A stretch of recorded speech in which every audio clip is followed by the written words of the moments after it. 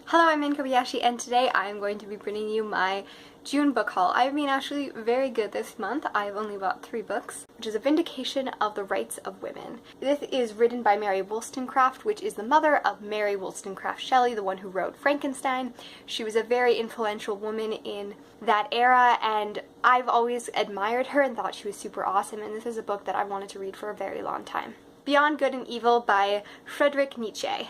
This is a book that I've wanted to read for a really long time as well.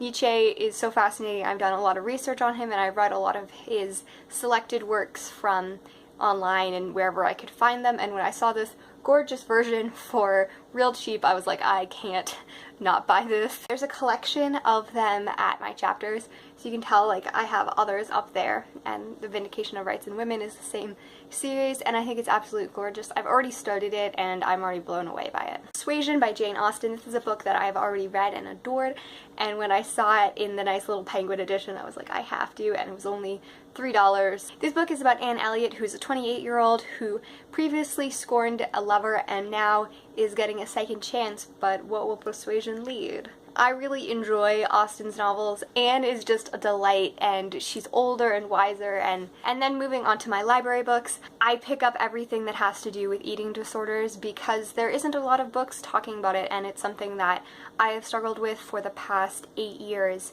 and has been such a big part of my life that whenever there was a book talking about it, I want to read it and I want to review it, and I want to bring it to other people's attentions. Love and Other Carnivorous Plants. It is a book about Danny, who is set in college and has to be removed from her program in order to be treated for an eating disorder. I'm not sure which eating disorder it is yet.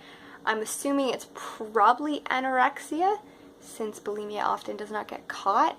I'm not sure though. It's one book I'm going to pick up very, very soon. I'm very excited. It is one I will definitely be making notes on and probably do a review on. There's the Read Eh Thon, which is a Canadian read-along being hosted by Books and Lala, Squibbles Reads, and a bunch of other lovely people that I am blanking on their names. There's many challenges. It was like, I'm already doing the Tome Topple during part of that time, and I'm going to need shorter books. First of all, one of them was a challenge to read a book that is set in a province that you've never been to before. My parents dragged me and my siblings all across Canada and the United States growing up. I've been to every single province except for Newfoundland because it's a little bit out of the way to get there, and I've been to the territories. And I found the contemporary Newfoundland poetry. I'm very excited to read it. It's a collection of poems from different Newfoundlandian poets, and I'm really excited because I've never read anything set there. Another prompt was reading something from a native author.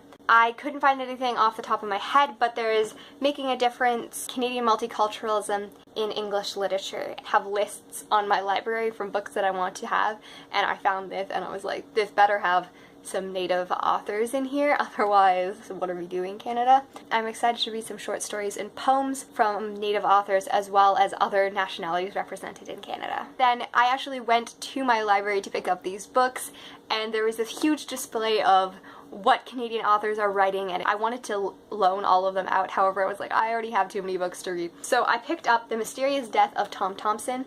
This is a non-written book. There is not like a single word in here. So Tom Thomson, as probably no one knows, is an artist who went missing. He was an inspiration for the Group of 7. I remember doing a project in school and I named it the Group of 7 and put in brackets 8 because I was, very smart and wise at that age, which are a group of Canadian painters during the 20s and 30s who painted different areas in Canada's wilderness. They're absolutely gorgeous. I have seen their art in galleries in Ottawa as well as in other places and online. One of my first endeavors in fantasy writing was actually writing him and Amelia Earhart and a bunch of other people, how they magically disappeared and ended up in my world, and they founded great things, and he started the art program in my world, apparently. This is a man that I've been intrigued by for a very long time, and it's absolutely gorgeous. It's talking about like different paintings and other things that I believe he did, or the Group of 7. Thank you so much for watching this, and I hope that you have a great time reading and writing,